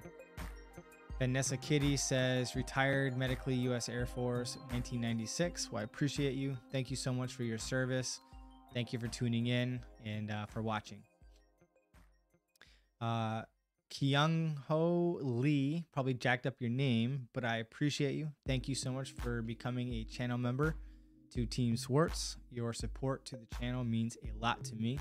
And if you got any suggestions on what I could do for you and other channel members, please direct message me on Instagram or shoot me an email at Team Swartz Media, because I do want to make it worth your while, unless you're just doing it to support me. But I appreciate it nonetheless, and welcome to the channel. Tune39 says, I just want to thank you, Sergeant Swartz. Watched your videos for a whole process of joining. Been in 1 year as a private. Just got waivers to specialist thanks to your words. All right. Thanks to your wise words. That's what I'm talking about. Hell yeah. Appreciate that. Glad I could help out. Thank you so much. And all right, cool. So Twin Funds, I'm gonna come right back to you because I want to highlight our latest member because I just saw it. I was paying attention. Justin Gable, thank you so much for joining the Team Swartz members only portion of the channel. Again, just like I just mentioned to the other person, if you have any ideas of what I could do to make it worth your while to be a channel member, I am totally down to hear you out. My biggest thing that I feel like I could do for channel members is a separate live stream just for channel members, because it's obviously a much smaller pool of people. It'd be more of an intimate one-on-one kind of a feeling, and as long as it's under 10 people, like 9 or below, I can literally bring you onto this stream and we could all talk to each other within the live stream instead of typing up your questions and me responding. It's a back and forth like a regular conversation. That's the vision I have. But yeah, like a small group session. Justin says, keep doing what you're doing. You take some of these, you take some of the stress off. Well, I appreciate that. Thank you. It means a lot. And welcome to the channel members, especially from the unknown. That's true. Appreciate it. Thank you.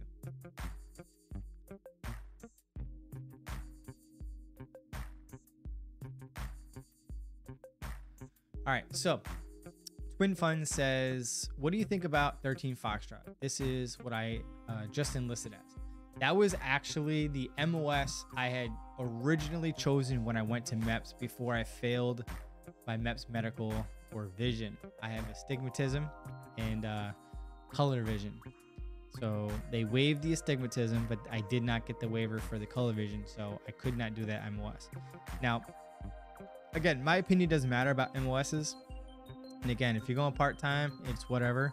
But if you're going active duty, it is what it is. But as far as the job is concerned, as long as you like it and as long as you're doing it because that's what you value the most, what you are most interested in, then it's a great MOS.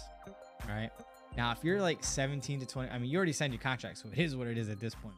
But generally speaking, for those of you that are over 21, preferably 23 or older, I always like, or like 25 and above, I always prefer that 17 to like 25, 17 to 22 really, to choose combat support jobs, just because it gives you more of a skill set and training that you can use in the real world to get yourself a job. But like if you're like 23, 25 or older, generally speaking, you're done with college or you've been in the workforce for a few years and you probably established yourself at some point. And yeah, and you know, you've experienced something to be more mentally sound to go through some of the stressors of being in combat arms. But nonetheless, you already made your decision, you made your bed, now lay in it. But it's going to be a fun MOS when the training is going, and it's indirect combat unless you're in a infantry unit. But yeah, I'm just assuming that you're in field artillery. But yeah, either way, I think it's a cool MOS. The training is a lot of fun for sure, hella fun. The Officials TV says, I wonder if I could get stationed in New York City in the Army. That would be nice.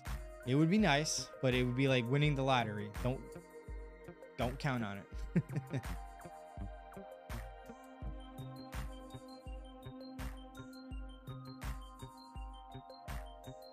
Stephen Crosby says, November to February, darkest part of the winter is best. November to February.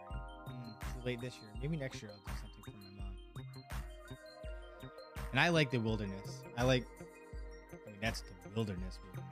That's like legit wilderness up there. Nothing like the backyards in New York, for sure. But yeah, like yeah, Alaska is gonna be a lot of fun. I'm an outdoorsy kind of guy, or I used to be when I was growing up. But I've been in New York City for over 20 years, so I feel like I've lost my roots. But thank you for letting me know. Brian Paul, November through February. I gotta make a mental note of that. In fact, you know what? Let me star that so I can look that up later. Let's see, where are we?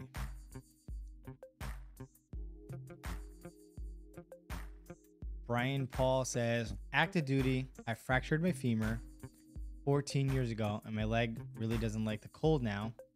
What are the chances of getting warm weather posts? No problems above 0 degrees. I hear that. If you're going regular Army and you have the ability to choose duty station of choice, then that's the only guarantee that you're going to get. Other than that, it's based on the needs of the Army, as you know.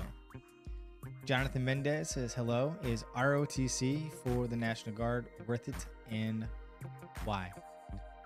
Do I think that it's worth it? I don't know. I personally can't stand most officers, but I think that if you can handle the additional stress and the workload with the military science classes and the additional PT sessions that are early in the morning, in addition to everything else you got going on, it is worth it. And anything that you feel is worth it to you is worth it regardless of what I think or what anybody else thinks. Now, here is the one pro that you have with ROTC versus already being in the National Guard or Reserve and then trying to commission later through OCS, right? With OCS, you have to be recommended by an officer, which is usually going to be your commanding officer of your unit. Whether he or she likes you or feel like you don't have the personality or the command presence or the confidence, or they may feel like you're going to make them look bad, or maybe you had issues with them in the past and they don't want to give you a recommendation letter. You're kind of stuck. But in ROTC, no recommendation letter is required. It's a college elective. And when you sign your SMP contract, then you're basically contracting in the sense that once you commission, you'll be accepting a commission in either the regular Army, Army Reserve, or the Army National Guard. If you get any one of the scholarships, like if you get a National Guard Minuteman scholarship, that means you have to commission into the National Guard.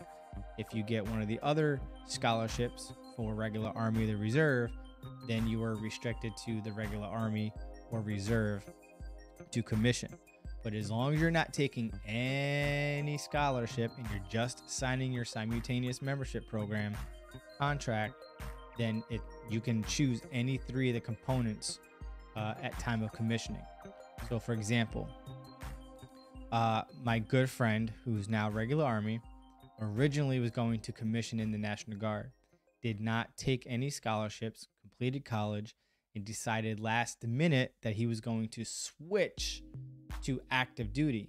And they told him that he couldn't do that. He looked it in the regulation and said, yes, I can.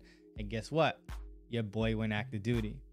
So as long as you don't accept or take on a scholarship, you have options, right? So do I feel like ROTC is worth it? Yes. If you want to be a commissioned officer and you want to be more in control of your career, then definitely go ROTC. If you want to chance it and go OCS later on, then you're running the risk of not getting the recommendation letter from a commissioned officer to allow you or to afford you that opportunity. But those are just my 2 cents. And eventually I'm going to bring an ROTC subject matter expert onto the channel so that they can talk about it. In fact, I'm going to star this because you reminded me. I keep saying I'm going to, but I never do. But I'm going to do that. So with that being said, moving on to twin funds again. Did I highlight that yet? Yeah. Okay. Nope. So how is Fort Jackson basic training? I go June 10th. It's basic training. Whether you go to Fort Moore in Georgia, Fort Jackson, South Carolina, Fort Leonard, Missouri, or Fort Sill, Oklahoma. Basic training is basic training. And you have to understand that there is a POI, or basically the curriculum that everyone has to follow at all these locations. So everyone does the same exact things. How the training is delivered is what's going to make everyone's experience different. And the individual, like you and I could go to the same location and have 2 very different, unique experiences. Let's say when you go, let's say you're mentally confident, physically ready, and you go through basic training, and in your mind, you're like, wow, this was easy peasy, lemon squeezy. Like I thought it was going to be more challenging mentally and physically.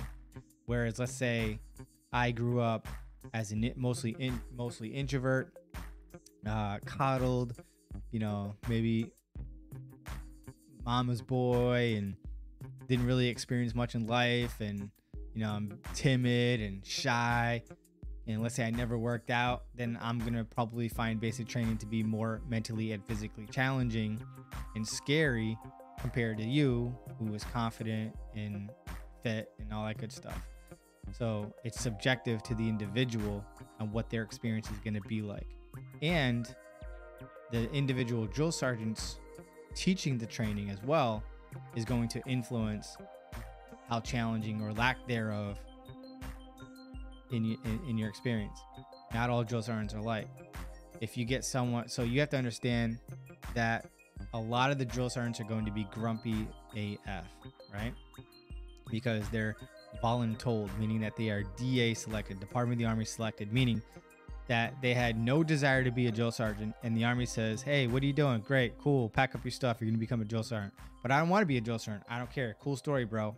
You report whatever date, and they're forced into being a drill sergeant for the next 2 to 3 years, and many of them don't want to be there. So if you got ones that are on the trail, that's what we call it, when they're on the trail for over a year, like they're just mentally and physically exhausted, so they become miserable. And if they didn't want to be there in the first place, they're even more irritable and miserable, and sometimes get into trouble because they're just absolutely miserable being a drill sergeant. Because you got to understand, mandatory wake up is between 4 and 5 depending on the unique area and what their SOP, meaning their standard operating procedure. So in red phase, it's total control. So they're there before you wake up, and they're there after you go to sleep. So they're there to wake you up and tuck you in at night.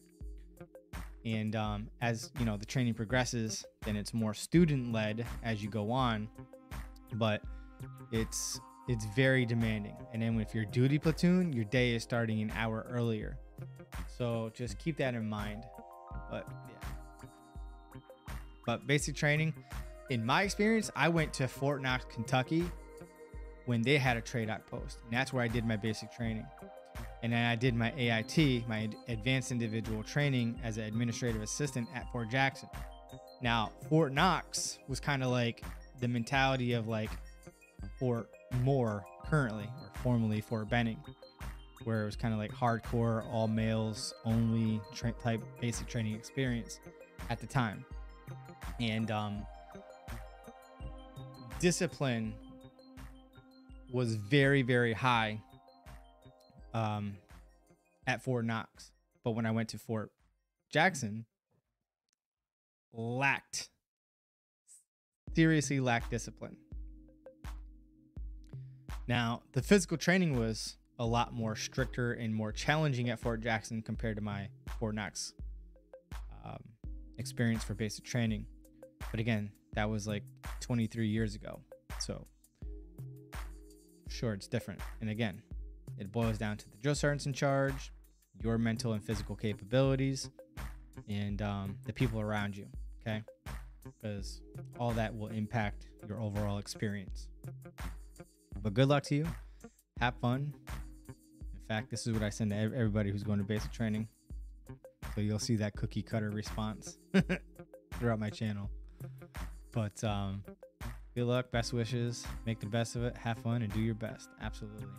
All right, so Brian Paul, apparently my question keeps getting removed for some reason. How long until my spouse and dependents can join me on my duty station? So the generic response is, and this can vary based on your AIT and if that could get coordinated before you even go to your duty station, but in general, what is at the very least should be expected is you're going to graduate from AIT or your OSUT. And if you got ATRAP, Hometown Recruiting Assistant Program, where you can go home and work with your recruiters for 7 to 10 business days, or 7 to 10 days in general, you could do that. But once you get to your first duty station, you're going to go through the in-processing. During that in-processing, they're going to brief to you the 3 different options or ways that you can pack and transport your family. Right? They'll break that down to you. But at that time, your commander has the authority to approve you for 7 to 10 days for permissive TDY is what it's called. Permissive TDY. It's basically free time off to pack and transport your family from your original home of record to your new duty station. Okay? And what I would recommend is make sure that your spouse gets everything packed so that all you have to do is transport your family, and then that would afford you and your family more time to unpack at your duty station. And on top of that, 7 to 10 days of free time off through the permissive TDY, you can add more leave that you've already earned while you're in training. So when you're on active duty for training, or in general, anytime you're on orders for more than 30 days, you earn 2.5 days of leave, or in civilian terms, vacation days. So let's say you're in training for 5 months, 2, 4, 6, 8, 10, 11, 12 and a half days that you would have earned in 5 months in basic training in AIT or OSUT, right? So you could add those days on top of the 7 to 10 days with the permissive TDY, and that would give you time to, again, pack, move, and spend some quality time with your family before you go knee deep into your Army career. That's how it works, and what you should expect. If it happens sooner, meaning that as soon as you leave AIT or OSUT, you go straight into it. But in my opinion, you're going to get situated because sometimes there's not enough housing on post for your family to move into. So you got to go through the proper procedures to apply for housing off post and get that situated for your family before you can move them from your old home of record to your duty station. So there's all kinds of different variables, but your unit of assignment, when you get there during the in-processing portion of that, they'll explain all this stuff to you. Hopefully that makes sense. UCB Hopeful says hashtag Team Swartz. Appreciate you. Thank you very much. This person says, thank you for the information. Going to Fort Jackson in March and then to WAC, meaning Warrant Officer Candidate School Program. After that, super excited to get back into it and become a warrant officer pilot. That's what I'm talking about. Not sure if you're still here. It's already like almost 9 o'clock. But when you're done with the training, like everything, WAC, pilot school, all that stuff, hit me up. I would love to interview you as a pilot, and you can give some valuable insights into that whole process for those who are looking to go that route. All right. Appreciate you as always. Thank you. This person says, I was in the process of joining the Army, but some things came up and I don't think it's the right time for me to join anymore. How do I go about letting my recruiter know that I'm no longer interested? So I'm going to pay attention to the chat box here. I don't know if you're still here, but so I have two different things to say depending on what you say. So let me know if you've already signed your contract and then I'll respond. So KHIXXO, please let me know in the chat box if you've already contracted or not. I am. All right, cool. So you're still here. Perfect. So let me know if you've already signed your contract. I have not. All right. So perfect. Better for you. And this is my advice for anybody. And most of my applicants, I don't always say it because sometimes I forget, but I always tell my applicants, listen, probably because I've been doing this for so long, just be honest, right? At any point throughout the process, if this is no longer for you, don't string me along or tell me what I want to hear.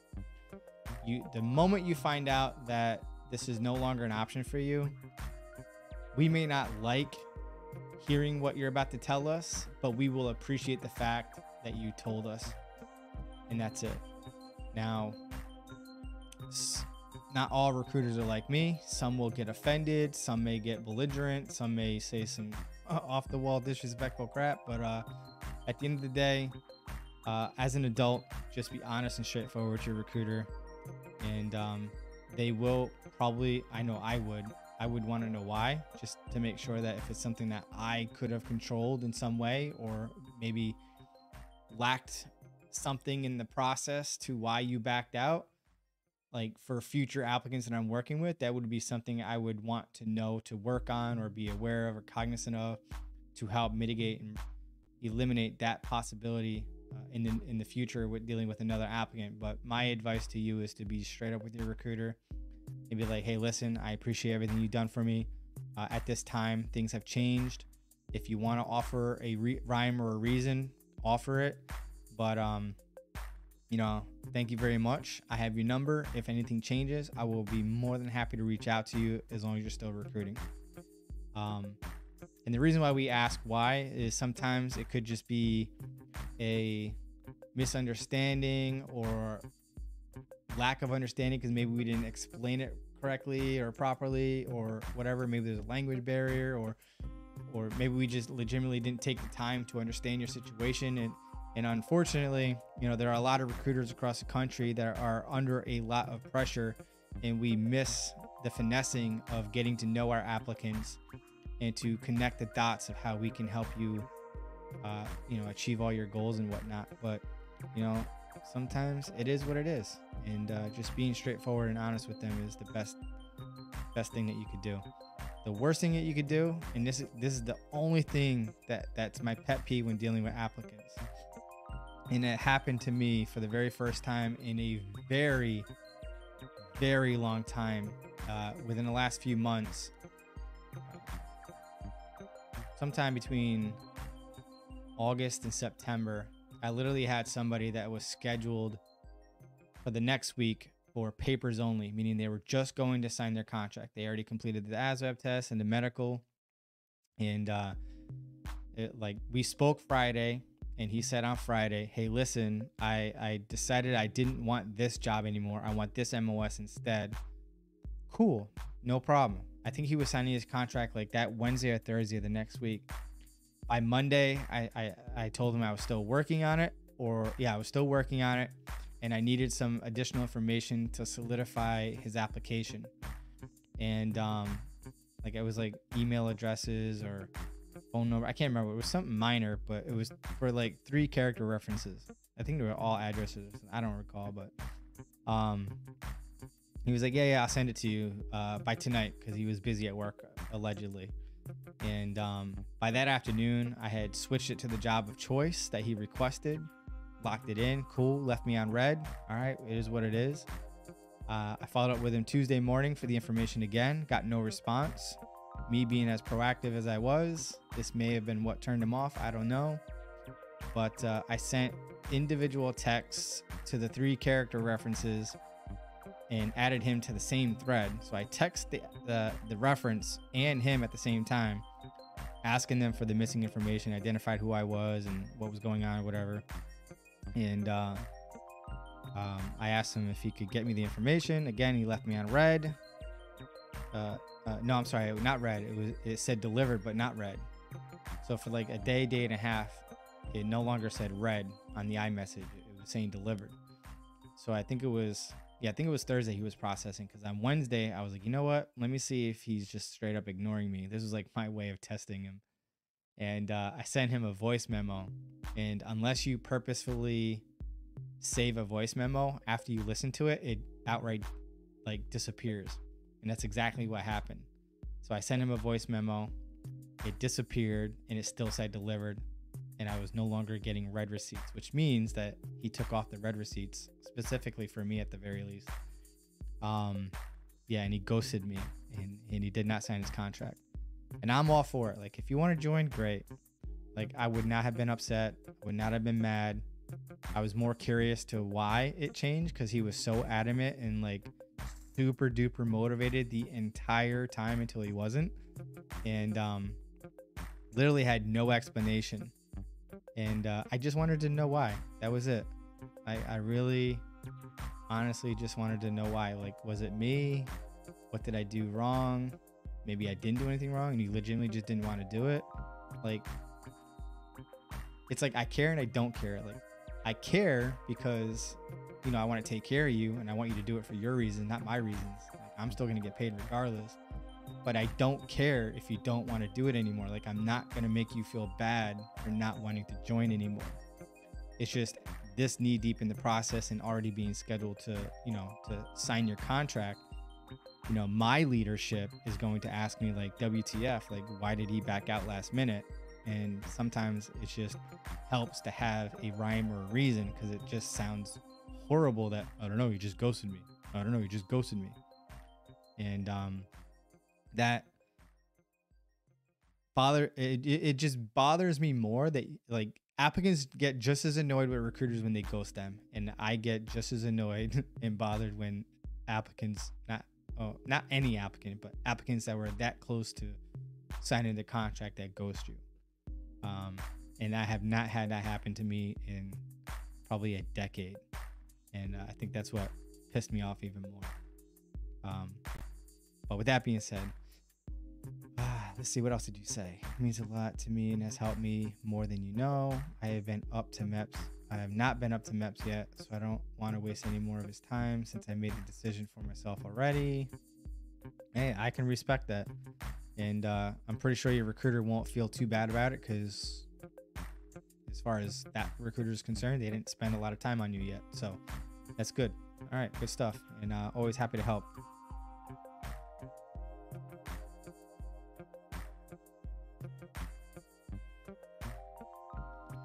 UCB Hopeful says, do you know if there is any type of SMP program for law students?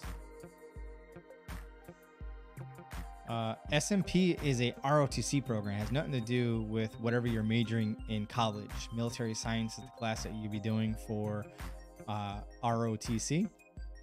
And again, it has nothing to do with law school, but you have to be in a 2-year program. So it's typically either going to be a junior and senior year of of your 4-year degree starting in the fall, or a 2-year master's program or some other equivalent program that's going to be 24 months long. That is when you can sign a possible SMP contract. Okay. Now, if you're asking me, like, what are the chances of you going JAG? To go JAG, not only do you need a 4-year degree, preferably in law, but you also have to pass the bar and usually be practicing law, depending on whatever their requirements are at that time when you talk to the JAG recruiting officer. But yeah, just food for thought. Justin says, my guy is quick with the links. Love it. Yeah, Justin, I don't know if you guys know this, but like on iPhones and iOS, you can predetermine whatever. So you have whatever you want to put, and then you could add numbers or letters or phrases or whatever. So in my example, I'll add the name of the title of the video, the link to that video as what I want to auto populate. And I have just a few letters, like for my medical waiver video guide, like I just put MEDV, short for medical video. And I just put MEDV space and it auto populates, and I just hit enter and I send it. It's a godsend. I love it. Absolutely love it. Amy Lake says, is the practice ASVAB different from the PICAT, or is it the same thing? And does the PICAT practice ASVAB have line scores? Thank you.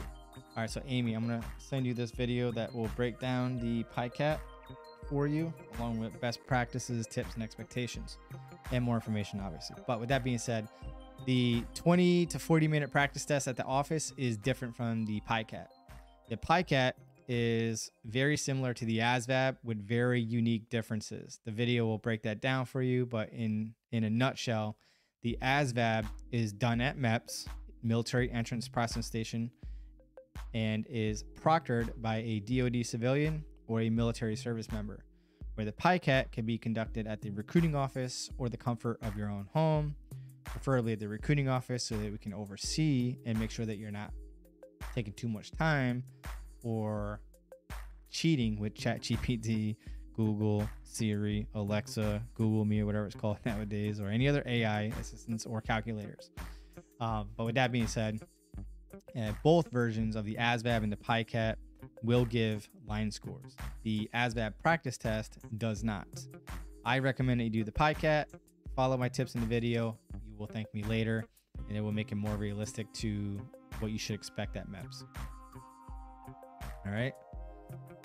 So we got this person here says, what's the possibility of joining the military if I stopped taking medication for depression and anxiety a week ago? 0 chance.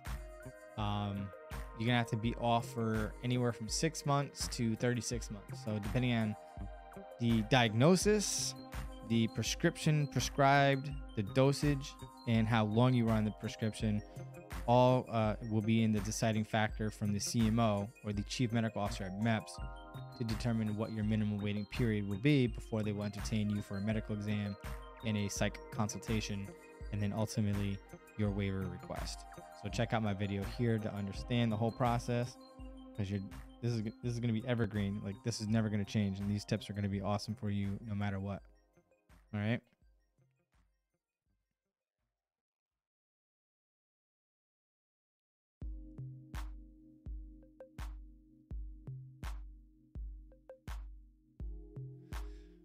All right. So, with that being said, what I would prefer you guys to do is, as soon as we're done with this live stream, I want you to shoot me a direct message with any question or comment that you posted that I did not get to this point. It is 9:02 p.m. I've been here for 2 hours. I appreciate you guys. Direct message me on Instagram. I'll put the link right here, or you can shoot me an email at teamswartzmedia@gmail.com. All right. But shoot me your question or concern or comment, and I'd be more than happy to help you out there. I'll get to you by the end of the weekend. Stay blessed. Be good. I will see you next week. Thank you so much for tuning in, and you all have a great, blessed night.